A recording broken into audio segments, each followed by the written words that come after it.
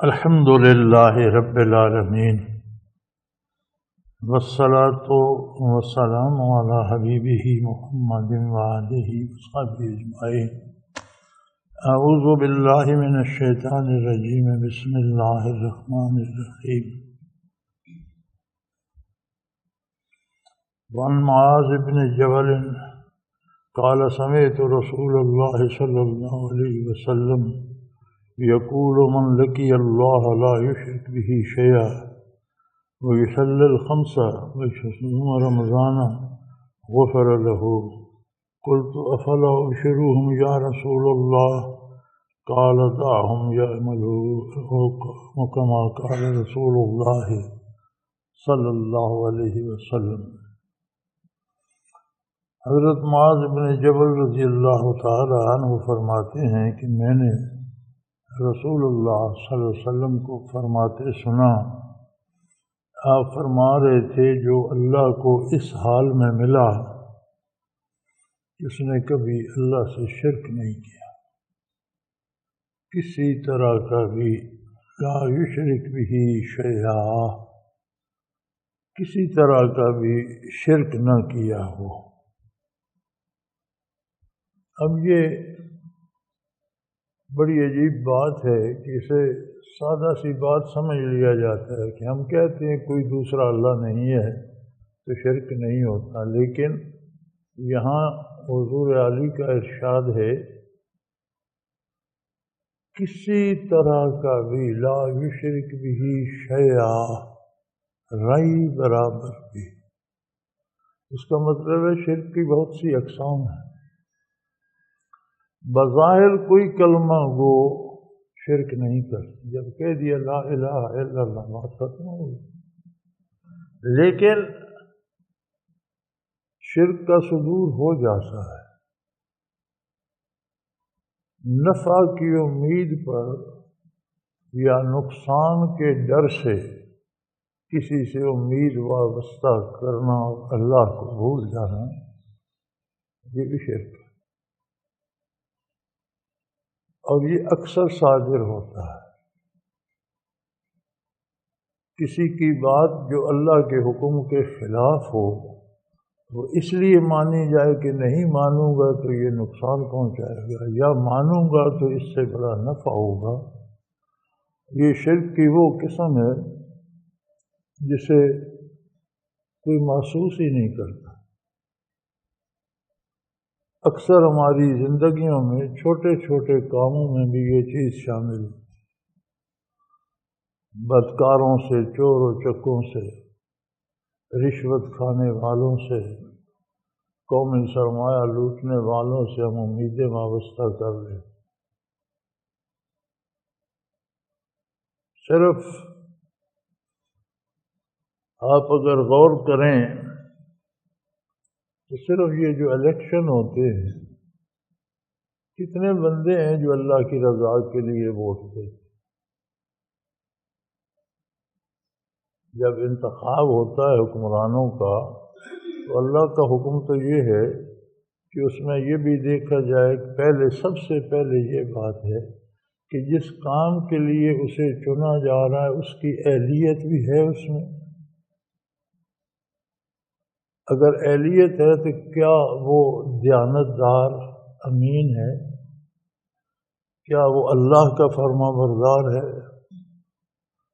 اگر یہ چیزیں نہیں ہیں تو پھر کس بات کا ووٹ دے رہے ہیں؟ ہم کیوں دیتے ہیں؟ اپنی امیدیں وابستہ کر کے اس کو ووٹ دوں گا مجھے یہ فائدہ ہوگا۔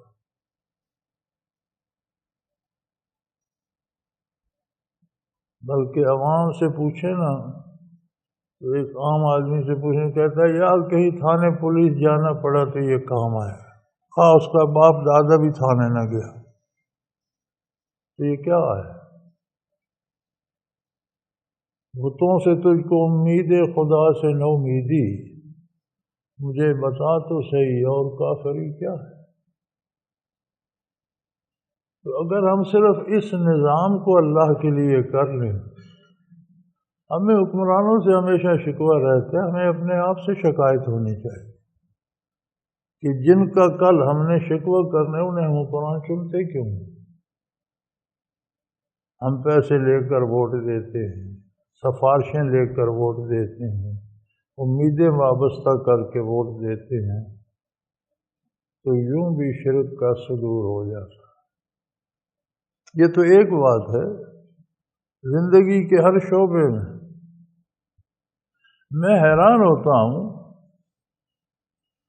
اگلے دن مجھے ایک ای میل تھی کسی بچی کی کہ وہ میری بہن برطانیہ چلی گئی ہے لیکن اس کے کاغذات نہیں ہیں۔ تو پتہ نہیں مجھے کسی نے وظیفہ بتایا ہے، اسماء الہی تھے، کوئی یا علیم و یا خبیر و اس طرح کے 4-5 اسماء الہی، تو 1,75,000 یا 70,000 تو میں پڑھ چکی ہوں، اب روزانہ 1,000 بار پڑھتی ہوں تو اس کے کاغذ بن جائیں۔ تو پہلی بات تو یہ ہے، اللہ کا حکم تو یہ ہے کہ دارالکفر سے جہاں اسلام آسان ہو وہاں ہجرت کر کے، جہاں اسلام پر عمل مشکل ہے وہ چھوڑ کر ادھر آ جاؤ۔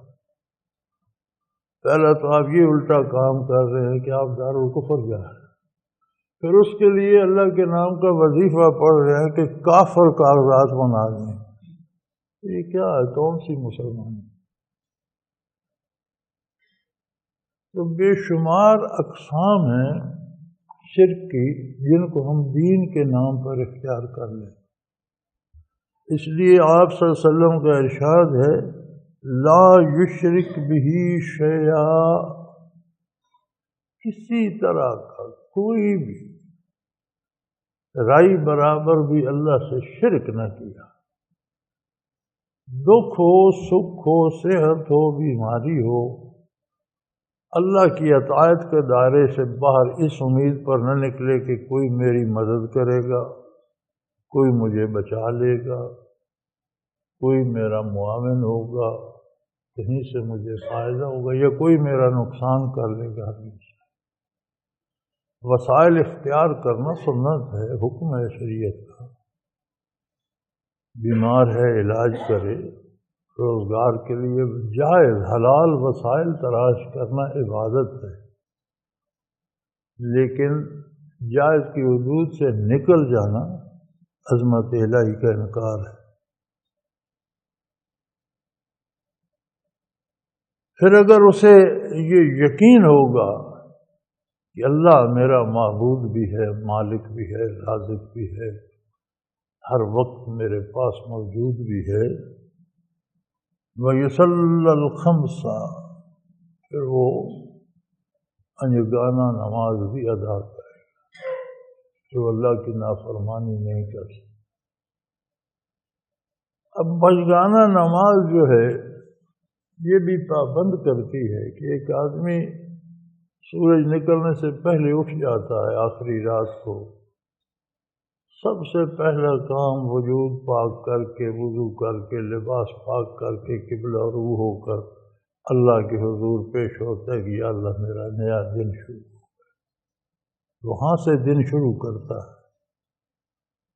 ظہر کو پھر واپس اسے حاضری لگوانی ہے،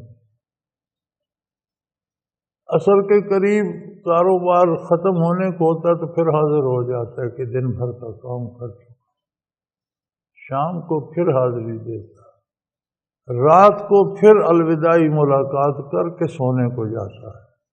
تو 5 دفعہ جس نے بارگاہ الوہیت میں حاضر ہونا ہے وہ درمیانی وقفوں میں نافرمانی کیوں کرے گا؟ ابھی تو واپس پھر حضور پیش ہونا ہے۔ اسی طرح فرمایا وَبِصَوْمِ رمضان، رمضان کے روزے بھی رکھ لیتے، یعنی اللہ کے حکم پر اللہ کے مقررہ وقت سے لے کر مقررہ وقت تک حلال چیزیں بھی استعمال کرنا چھوڑ۔ تو جو بندہ اس نیت سے حلال بھی چھوڑ دیتا ہے کہ اللہ نے اس وقت منع کر دیا، وہ حرام کیوں کھائے؟ روزہ صرف یہ نہیں کہ 1 مہینہ دن کو کچھ کھایا پیا نہیں تو روزہ ہو گیا۔ روزے کا مقصد یہ ہے کہ 1 مہینہ روزہ رکھے تو باقی سارا سال بھی روزے ہی سے رہے، حرام سے۔ گویا پورا سال حرام سے اس کا روزہ ہے، اس نے نہیں کھانا۔ حلال کا تو مخصوص وقت ہے نا کہ طلوع فجر سے لے کر غروب آفتاب تک، لیکن حرام تو ہمہ وقت منع ہے۔ تو جو حلال سے رک جاتا ہے وہ حرام سے کیوں نہیں رکے گا؟ اور اگر روزے بھی رکھتا ہے اور پھر وہ کام بھی ویسے ہی کرتا ہے تو حضور فرماتے ہیں اس نے محض بھوک کاٹی، اللہ کو اس کے بھوکا رہنے کی کوئی ضرورت نہیں ہے۔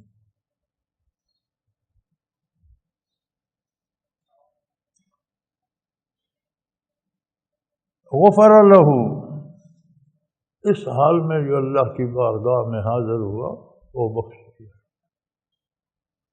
تو وہ فرماتے ہیں قل، تو میں نے عرض کی یا رسول اللہ افلا ابشرہم، کیا میں لوگوں کو یہ خوشخبری دے دوں کہ جس نے شرک نہیں کیا، نمازیں ادا کی، روزے رکھے، وہ بخشا گیا۔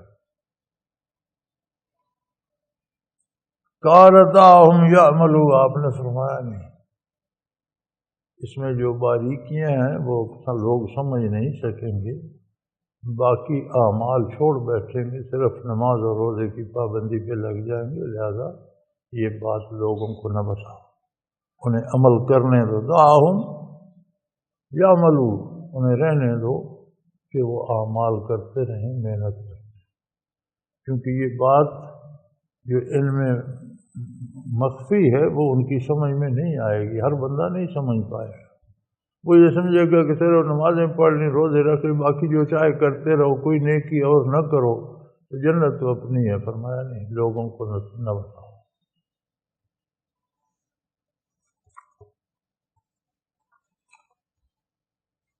وعنہ، انہیں حضرت معاذ بن جبل سے روایت ہے، انہ سأل النبی صلی اللہ علیہ وسلم عن افضل الایمان، انہوں نے رسول اللہ صلی اللہ علیہ وسلم سے عرض کی یا رسول اللہ بہترین ایمان کیا ہے، افضل ایمان کیا ہے، اعلیٰ درجہ ایمان کا کیا ہے؟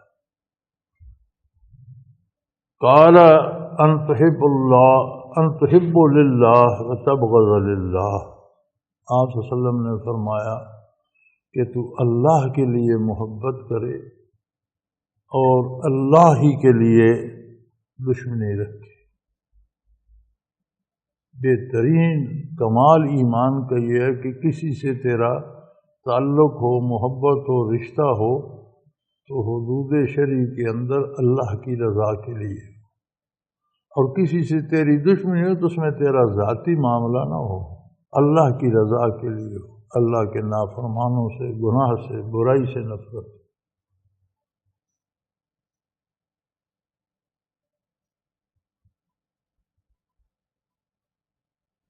وَتَعْمِلْ لِسَانَكَ فِي ذِكْرِ اللَّهِ، اور سارا دن فضول باتیں کرنے کی بجائے اپنی زبان کو ذکر الہی میں مصروف رکھ۔ سارا دن زبان چلاتا ہے انسان، ضرورت کی بات کرو، غیر ضرورتی باتیں کرنے کی بجائے اللہ کا ذکر کرو۔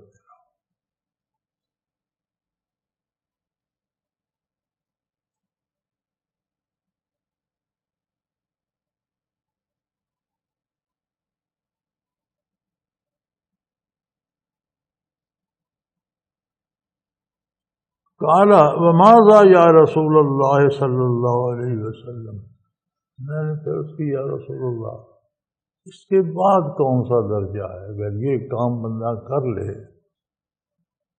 تو اس سے آگے کہاں جائے؟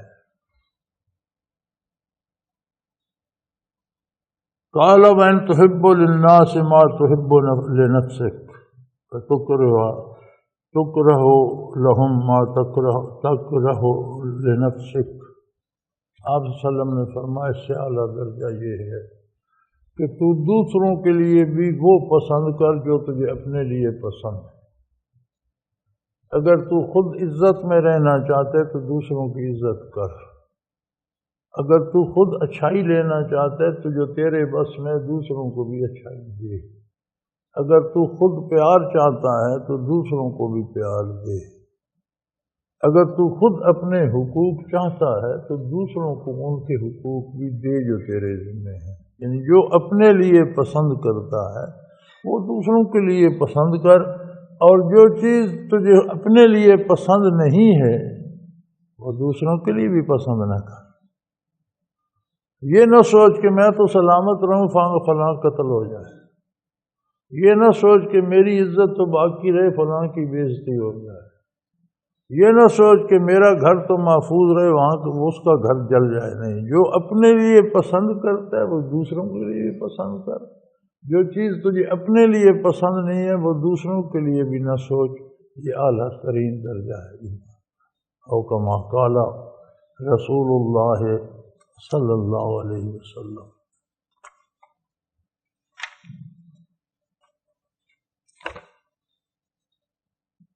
باب الکبائر وعلامات النفاق،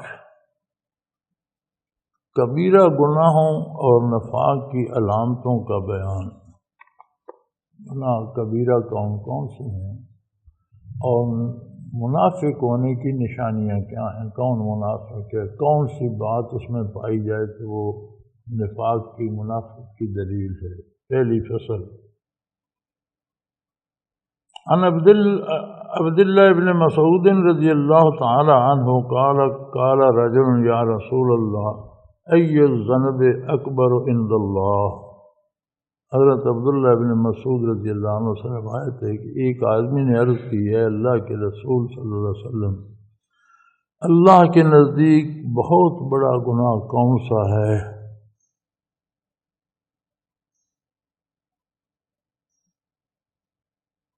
قال ان تدعو للہ ندام وهو خلقک۔ آپ صلی اللہ علیہ وسلم نے فرمایا تو اللہ کا شریک ٹھہراوے حالانکہ اس نے تجھ کو پیدا کیا۔ سب سے بڑا گناہ یہ ہے کہ تجھے پیدا اس نے کیا۔ اب اپنی پیدائش پہ کوئی غور کرے تو کہاں عرض وسیع پر سیل بکھرے ہوئے ہیں خاک کے ذروں کی صورت میں، پھر اس نے انہیں کتنی شکلوں میں ڈھالا، کہیں غذا بنایا، کہیں فروٹ پھل بنائے، غذا کی بھی قسمیں ہیں، کہیں غلہ بنایا، کہیں چاول بنائے، کہیں چائے کی پتی کی صورت میں وہ ڈھلے، کہیں دوا کی شکل میں جڑی بوٹیوں میں وہ سیل آئے، پھر وہ اس بندے تک پہنچے جس کے صلب میں ان سیلوں نے جانا تھا۔ کہاں کہاں سے دنیا کے گوشوں سے چل کر آئے، اس کے صلب میں محفوظ ہو گئے، پھر شکم مادر میں گئے۔ ماں غذا کھاتی ہے، روح زمین سے مختلف خاک کے ذروں سے وہ چیزیں بن کے آتی ہیں، وہ اپنا حصہ بھی کھاتی ہے، بچے کا حصہ بھی اندر تقسیم ہو جاتا ہے، بچے کا بچے کو جاتا ہے، اس کا اپنے بدن سے، پھر اس نے تجھے دنیا میں پیدا کیا۔ اتنا بڑا کام جس نے تیرے نہ ہونے سے تجھے بنا دیا، پیدا کرنے کے بعد تجھے چھوڑ دیا اس نے، کہ پیدا ہونے کے بعد عاقل بالغ ہونے کے بعد دوسروں سے امیدیں وابستہ کر لیتا۔ جب تو امید وابستہ کرنے کے قابل ہی نہیں تھا، خاک کے ذروں میں پنہا تھا، اس نے تیری دستگیری فرمائی، اس نے تیری مدد فرمائی، اس نے تجھے خاک کے ذرات سے مختلف قالب میں سے گزارتے ہوئے انسان بنا دیا۔ اب جو عقل بالغ ہو گیا تو پھر تو اللہ کو چھوڑ کر دوسروں کی پناہ چاہتا ہے، یہ سب سے بڑا گناہ۔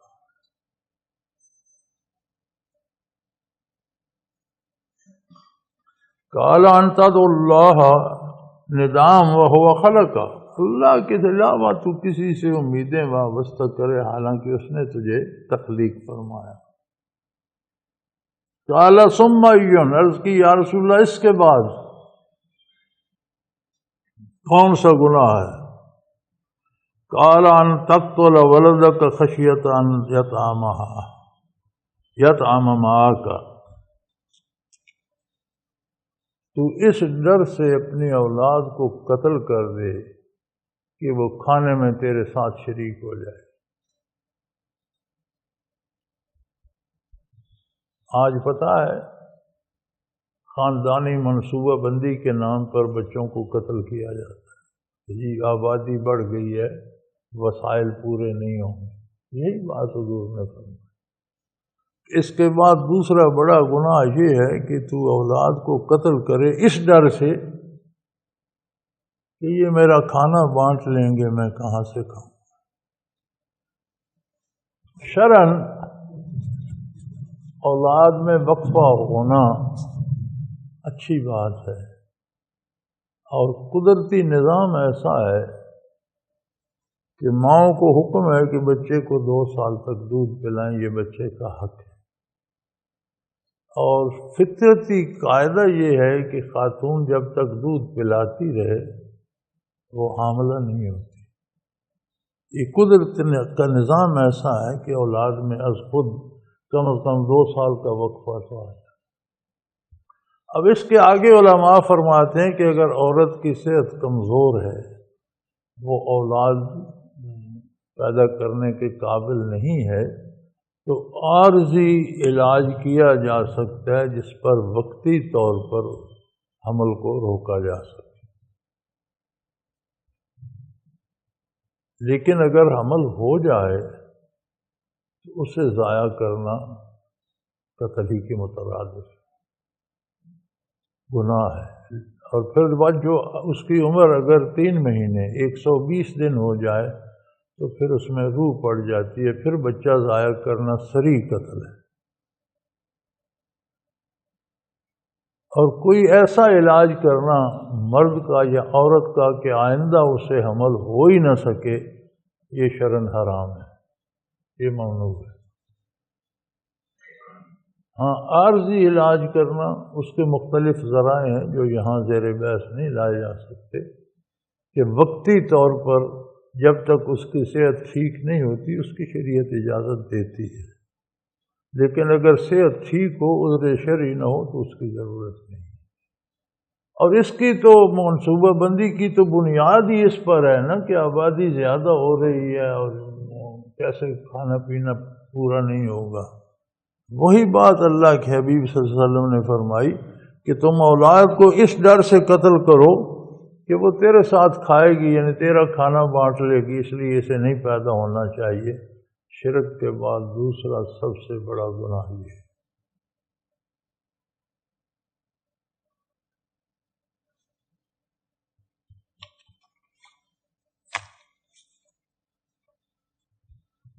قال ثم عرض کی یا رسول اللہ اس کے بعد پھر کون سا گناہ ہے، کس کا نمبر ہے، تیسرا بڑا گناہ کون سا ہے؟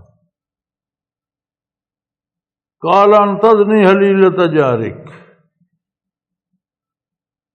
آپ نے فرمایا کہ تو آس پاس کے لوگوں کی بیویوں سے زنا کرے، تیرے قریبیوں کی عزت تجھ سے محفوظ نہ ہو۔ اس شرک کے بعد قتل اولاد اور اس کے بعد زنا، جہاں آدمی کے وسائل ہوں، جہاں آنا جانا ہو، ملنا جلنا ہو، وہیں خرابی پیدا ہوتی ہے۔ جہاں آنا جانا ہی نہ ہو وہاں تو نہیں ہوتی، جہاں کوئی آنا جانا تعلق واسطہ کوئی پاس آئے، کسی کے گھر جانا ہو تو ہوتی ہے۔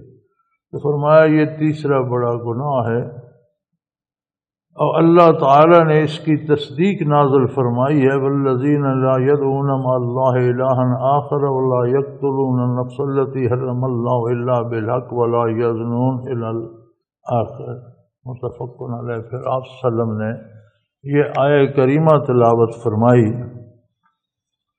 کہ جو لوگ اللہ کے ساتھ معبود نہیں پکارتے، نہ اس جان کو قتل کرتے ہیں جسے اللہ نے حرام کیا ہے مگر حق کے ساتھ، اور زنا نہیں کرتے۔ یہ آیت آخر تک حضور نے تلاوت فرما کر فرمایا کہ جو یہ باتیں میں نے تمہیں بتائی ہیں خود اللہ کریم نے ان کی تصدیق فرمائی ہے، او کما قال رسول اللہ صلی اللہ علیہ وسلم۔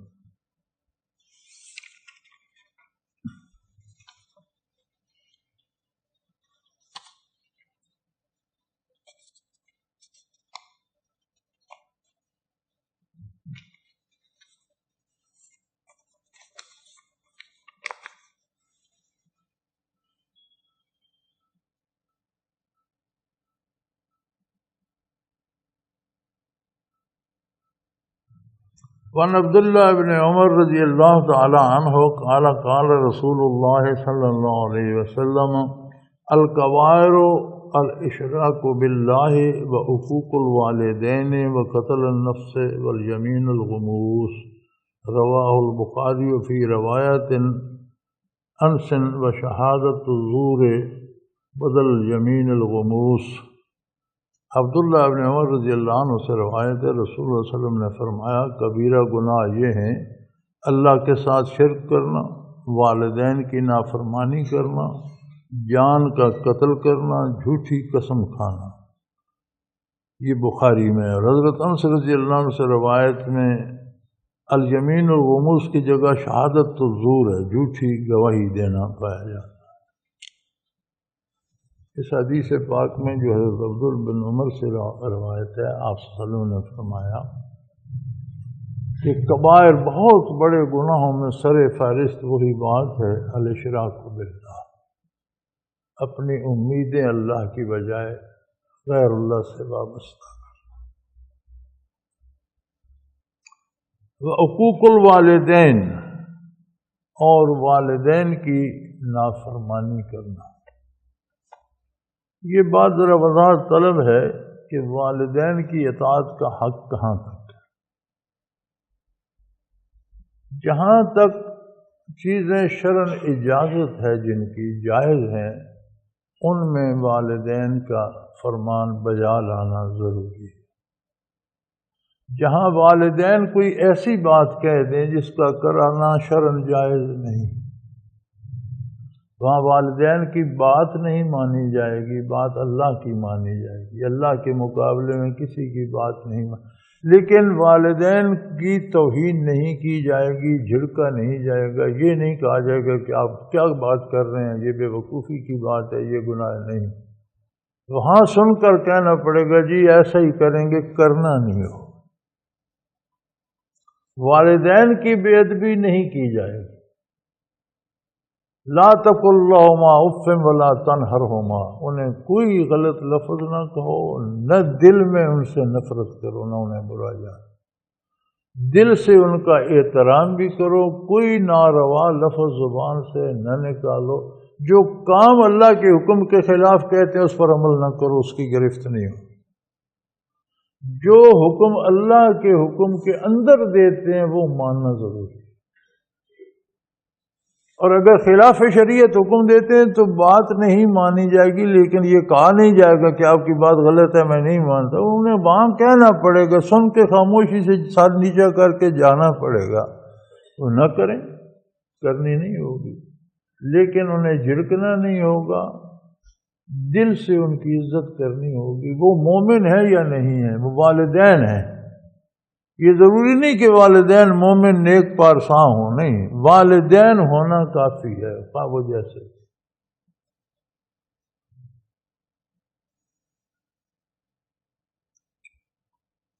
وقتل النفس، اور کسی جان کا قتل کرنا خلاف شریعت، اللہ کے حکم کے بغیر۔ ویمین الغموس، جھوٹی قسم کھانا۔ بخاری میں یہ ہے، اور دوسری روایت میں حضرت انس رضی اللہ عنہ سے شہادت الزور، ایک ہی بات ہے کہ جھوٹی گواہی دینا، عموماً قسم گواہی پر ہی کھائی جاتی ہے، قسم کھاتا ہوں یہ بات ایسے ہے، تو مفہوم ایک ہی ہے، الفاظ مختلف ہیں۔ جھوٹی گواہی دینا بہت بڑے گناہوں میں شامل ہے، اور ہم اگر دیکھیں تو ہمارے ہاں جتنے مقدمے ہوتے ہیں ان میں سارے گواہ کم و بیش 99.9% جھوٹے۔ جہاں واقعہ ہوتا ہے وہاں کوئی گواہ نہیں ہوتا، رشتہ دار، دوست، واقفکار بعد میں گواہ بنائے جاتے ہیں، تم یہ کہنا، تم وہ کہنا۔ ہمارا نظام عدلی ایسا ہے، یہ جھوٹ کو چاہتا ہے، انگریزوں کا بنایا ہوا ہے، اور اللہ کی شان ہے کتنے لوگ حکومت میں آئے لیکن کسی میں یہ جرت نہیں ہوئی کہ وہ اپنا قانون، اللہ کا قانون، اسلام کا قانون بنایا لے آتا، وہی کفار کا قانون ہے، وہ چاہتا ہے جھوٹ کو۔ ایک انگریز نے تبصرہ کیا تھا کہ ہندوستان تھا نا، بڑے صغیر تھا، کہ ہندوستان کی عدالتوں میں سارا دن جھوٹ بولا جاتا ہے، سارا دن جھوٹ لکھا جاتا ہے۔ اب اس نظام کا خاصہ یہ ہے کہ آپ کو اپنا حق چاہیے، وہ آپ کا حق ہے۔ یہ نظام ایسا ہے کہ آپ جھوٹے گواہ پیش نہیں کریں گے، آپ کو اپنا حق نہیں مل سکتا۔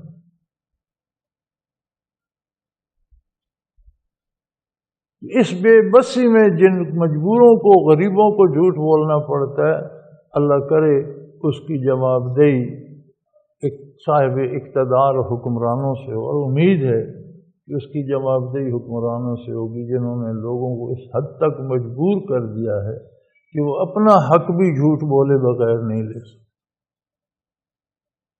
اپنا حق لینے کے لیے بھی فرضی گواہ بنانے پڑتے ہیں، تم یہ کہنا، تم وہ کہنا، نہ کہو تو قانونی ضرورت پوری نہیں ہوتی۔ تو ہمارا جھوٹی گواہی دینا بھی اتنا ہی گناہ ہے جتنا شرک کرنا، قتل کرنا، جھوٹی قسم کھانا، جھوٹی گواہی دینا، یہ بہت بڑے بڑے گناہوں میں شامل ہے۔ وعن ابی ہریرہ رضی اللہ تعالی عنہ قال قال رسول اللہ صلی اللہ علیہ وسلم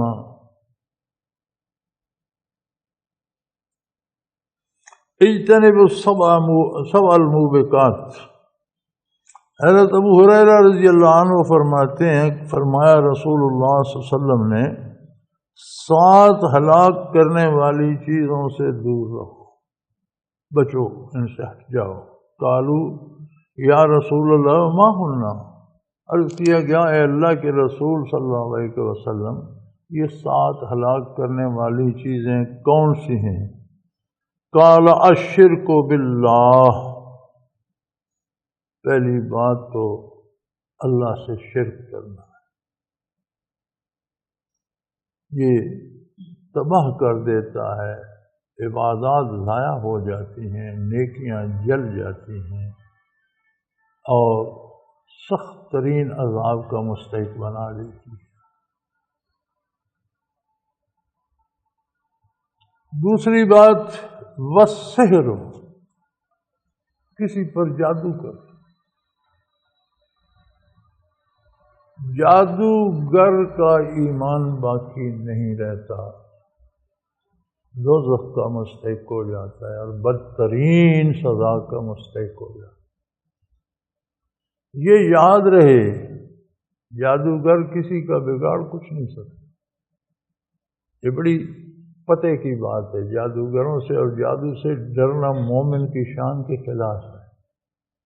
اللہ کریم نے بہت بڑے جادوگروں کا ذکر قرآن کریم میں فرمایا جو موسیٰ علیہ السلام کے مقابلے میں آئے تھے۔ تو جادو کا اثر کیسے ہوتا ہے؟ اللہ کریم فرماتے ہیں وَاسْتَرْهَبُوهُمْ، ان پر خوف طاری کر دیا۔ جو لوگ تماشا دیکھ رہے تھے انہوں نے کہا یہ لکڑیاں، یہ گیلیاں، یہ رسے، یہ اژدہا بن جائیں گے اور تمہیں کھا جائیں گے، اپنی جان کے بچانے کے خود ذمہ دار ہو، کوئی آگے نہ جائے ورنہ یہ نگل جائیں۔ پہلے ان پر ڈر وَاسْتَرْهَبُوهُمْ، انہیں ڈرایا۔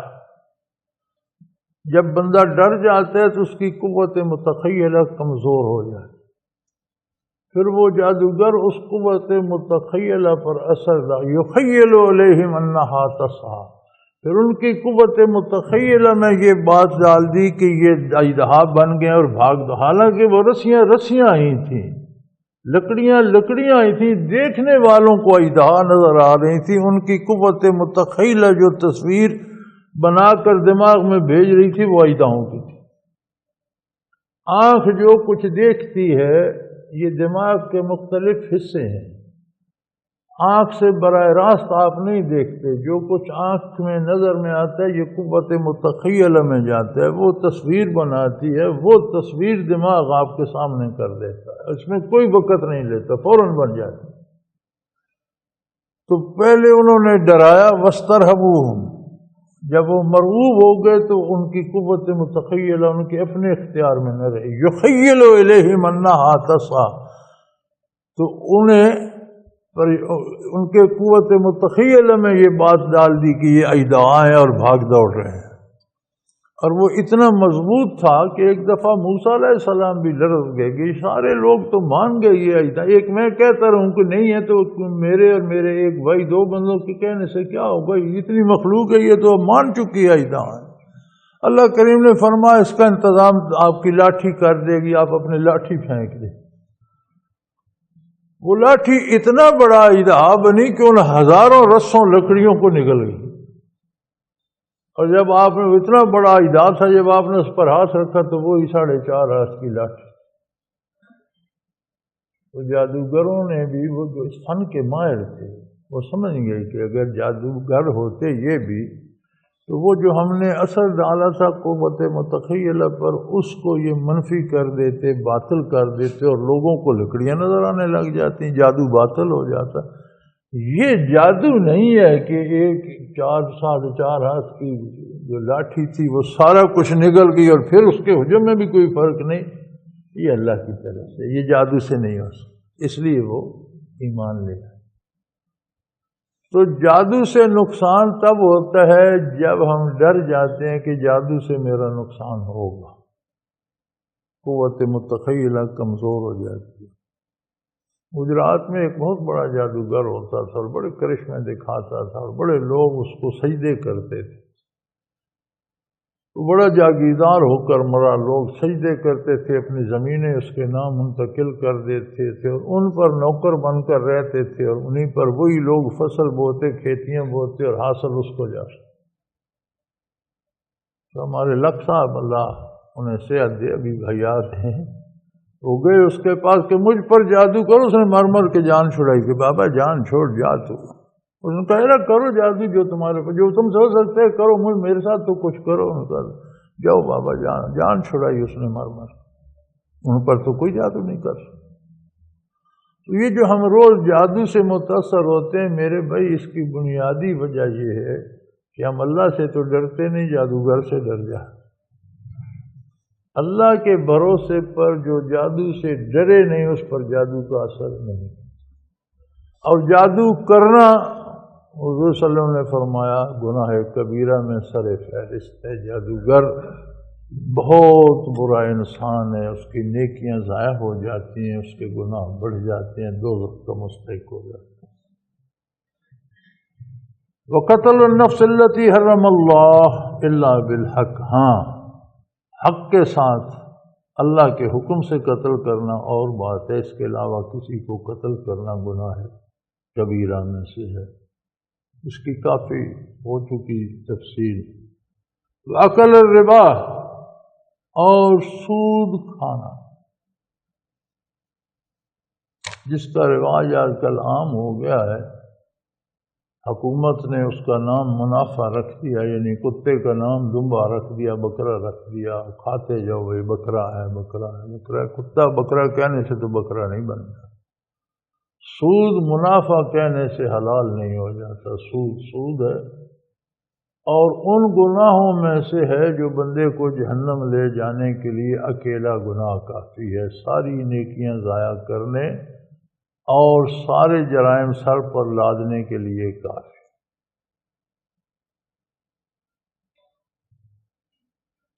وَأَكْلُ مَالَ الْيَتِيمِ،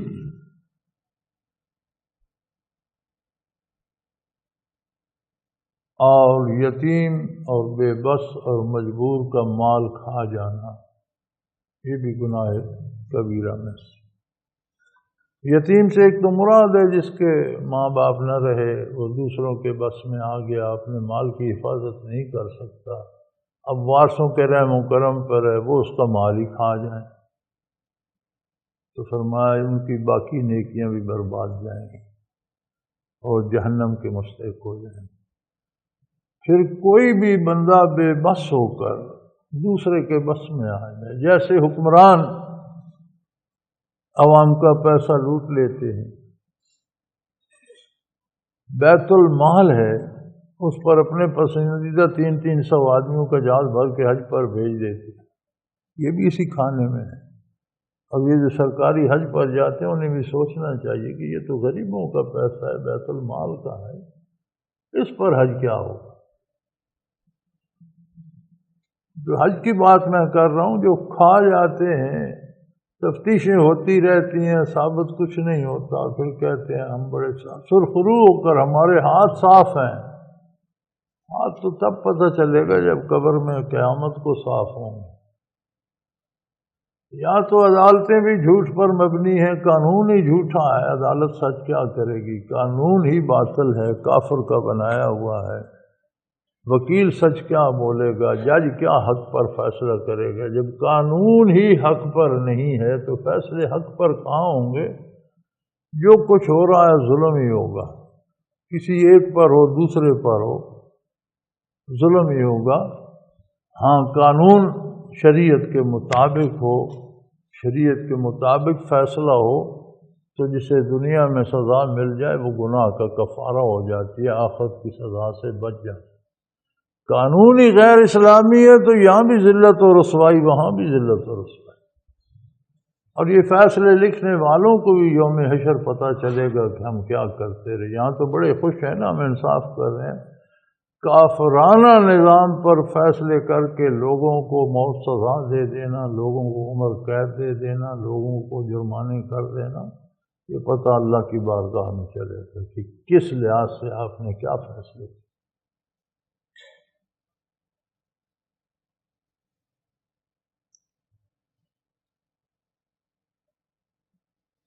وَتَوَلَّى يَوْمَ الزَّحْفِ،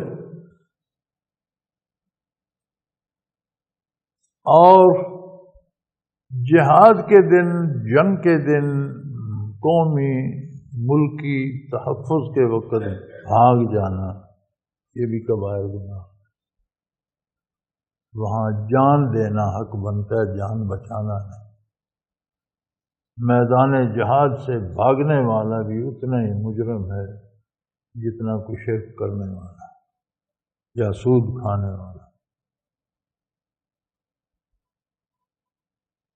اور وَقَذَفَ الْمُحْصَنَاتِ الْمُؤْمِنَاتِ الْغَافِلَاتِ، اور پاک دامن غافل گھروں میں رہنے والی ایماندار عورتوں پر تہمت لگانا،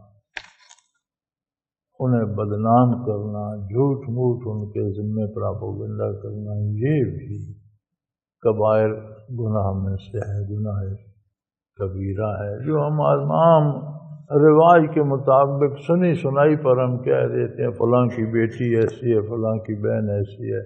ایسا نہیں ہونا چاہیے، کوئی ثبوت، کوئی دلیل نہیں ہوتا۔ فلاں نے کیا ہاتھ، فلاں سے سن، کسی نے مجھے بتایا تھا، وہ کسی کا بھی کوئی پتہ نہیں ہوتا کس نے بتایا تھا۔ اس میں اس معاملے میں مومن کی عزت کا پاس کرنا چاہیے۔ اور ایسی بات اگر ان باتوں پہ عمل ہو تو آپ غور فرمائیں کہ کتنا سکھی، کتنا پاکیزہ، کتنا صاف معاشرہ ہو جائے، اور یہ روز کی چخ چخ بک بک اور گھروں کے جھگڑے ختم ہو جائیں۔ اللہ ہمیں ہدایت دے اور دین پر عمل کرنے کی توفیق عطا فرمائے۔ جو کوتاہیاں غلطیاں ہو چکی ہیں معاف فرمائے۔ وآخر دعوانا ان الحمدللہ رب العالمین۔ الحمدللہ رب العالمین، والصلاة والسلام علی حبیبہ محمد وآلہ وصحبہ۔ اللہم ربنا لا تقتلنا بغضبک ولا تہلکنا بعذابک واعف عنا قبل الحاجة۔ اللہم ربنا لا تسلط علینا من لا یرحمنا، انت ولینا فی سفرنا وحضرنا فی مالنا واہلنا، انت ولینا فی الدنیا والآخرہ، توفنا مسلمین والحقنا بالصالحین۔ اللہم انصر الاسلام والمسلمین، انک علی کل شیء قدیر۔ وصلی اللہ تعالی علی حبیبہ محمد وآلہ وسلم برحمتک یا